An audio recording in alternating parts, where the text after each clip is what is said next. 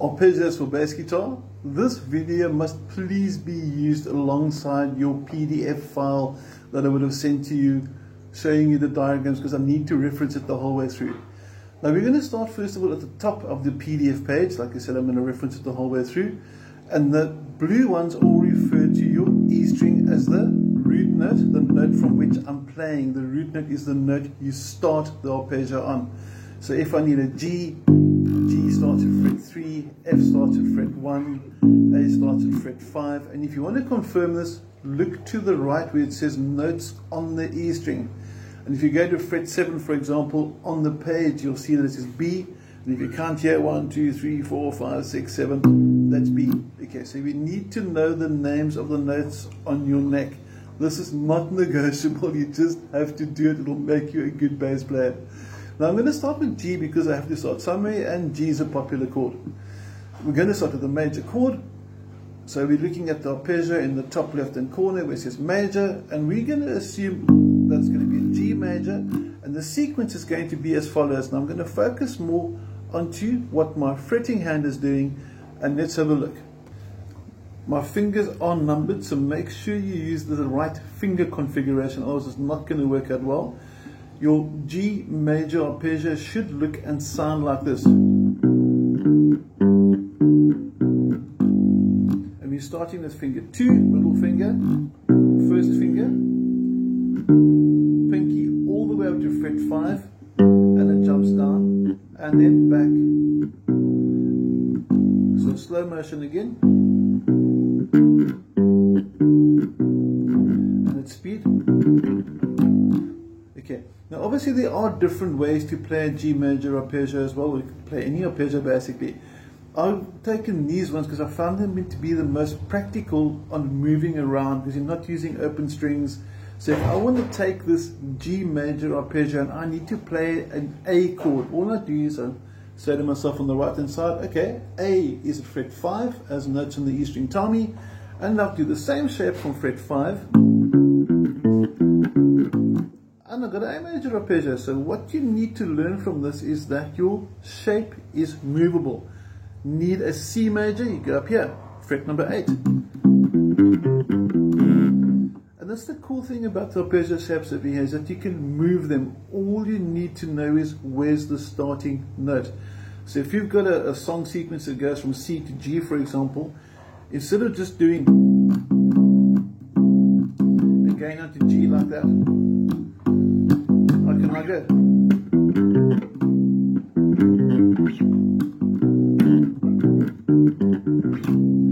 And I can create a more busy bass line, and I can make it as busy as I want. If I want the minor shape, I'll look just to the left, or sorry, to the right of the major arpeggio, and I'll see there's a different shape, and I'm going to play a G minor arpeggio, also starting at fret 3, because that's where G is found, and it's going to sound like this.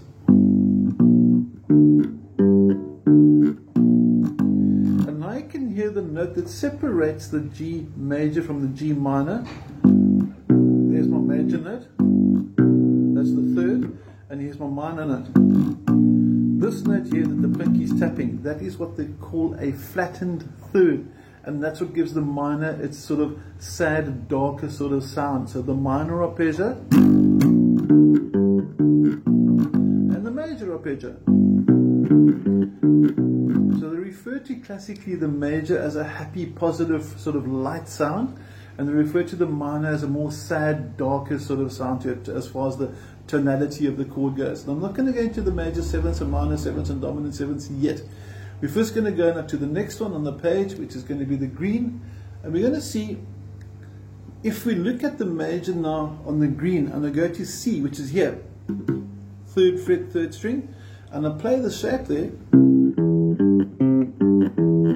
you should notice now that that's exactly the same shape I played for the G major, just one string down. So I've taken this major shape here and moved everything one down. And again, as we said at the beginning of the video, whatever the starting note is, the root note, the basic bass note, the root note, the note from which the chord is built, whatever the root note is, it becomes that arpeggio. So here's C. And that makes sense because if I go to fret 8, I can hear. It sounds the same. So I've actually got duplicates, I've got choices. So instead of doing that huge jump where I went from G major here to C major, here's my C to G that I did earlier in the video. That's a big jump. I can now do this. So I can get it from the one chord to the other chord a lot quicker, a lot more efficiently if I know where to find the notes. Okay. And the same for the minor. If I need a C minor, for example, same again, minor third, major third. But the important lesson over here is know your shapes. This is the minor shape. Flattened third, major third. So you need to know your diagrams. Now if you just take a very basic song now, so for example C, A minor, F and G, instead of going C to A to F to G, I can do C major, A minor, F and G, and I've already got a much more interesting creative bass line than I wouldn't have had if I didn't know my arpeggios. So get to know your arpeggios, they're really going to help you. Now I'm not going to go to the red orange one yet. That I'm going to do in another video, another stage. So for now, your initial sort of goal is to get to know all the notes on the A string and all the notes on the E string. Now I just want to go through quickly what your picking hands technique should be, because that's quite important as well. Let's say, for example, I'm going to play that C major arpeggio from fret 8, fret 2, or finger 2 is at fret 8 now. What's my thumb? I can rest it on the pick. There's my pickup over here, I can rest it there. And when I go from here to that note, you'll notice my thumb has jumped down. And when I go to the third, or the second string from the third string, my thumb jumps down again. And the purpose of this thumb jumping across is to make sure that my open strings or my strings don't unnecessarily vibrate. So I've got control of each string so I don't get unnecessary string noise. What's the movement again? And even if you're doing scales later,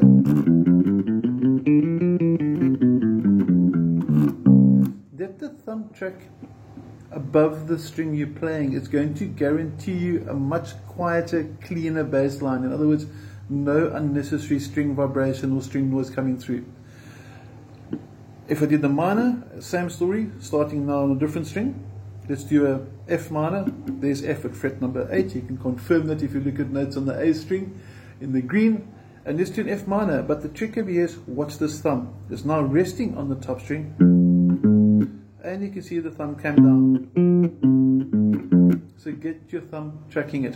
Now I'm going to go back now to focusing on the fretting hand, and I'm just going to play through each of those remaining 4 arpeggios just once to show you how to play them. We're looking at the major 7th. I'm going to start at the top, G major 7th, slow motion. Watch the pinky stretch. There's the major 7th note. Creates quite a bit of a dissonance and needs to be resolved to the octave. So one more time.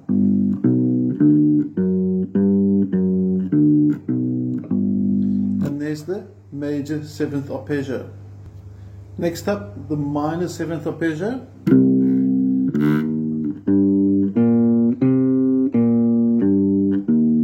Now this we did off the C note because again the shapes are the same, they're movable. So whatever the root note is, it becomes that chord. So if this is C, it's C minor 7.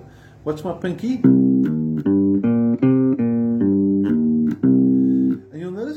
Minor arpeggios start with the first finger, and all the major arpeggios start with the middle finger. Get used to that. It's definitely going to help you if you want to build arpeggios. You've got a constant. Anything constant helps us memorize it. So let's just do the major 7th again. Let's do a minor 7 from G this time. Now we're going to do a dominant 7th.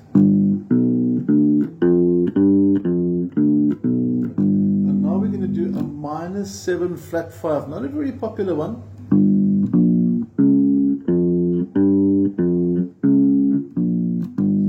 now we're going to do them in sequence with the showing just one change per arpeggio.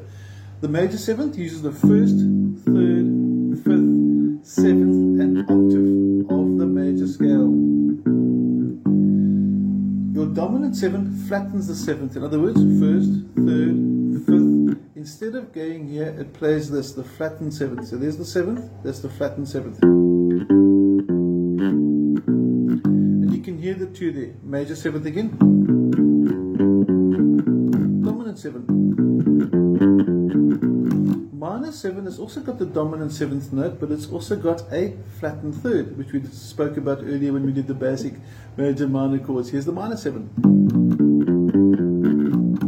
And now if you flatten the fifth, there's the flattened fifth. Got a nice diminished sound to it. Because a flattened third, minor third with a flattened fifth is diminished. But I don't want to get too much into the theory now. That's for another day. So get to know these, know that you can move them. So if I need an E flat, minor 7, flat 5, I go to E flat and I play the minor 7, flat 5. If I need to play a B major 7th arpeggio, I find B here.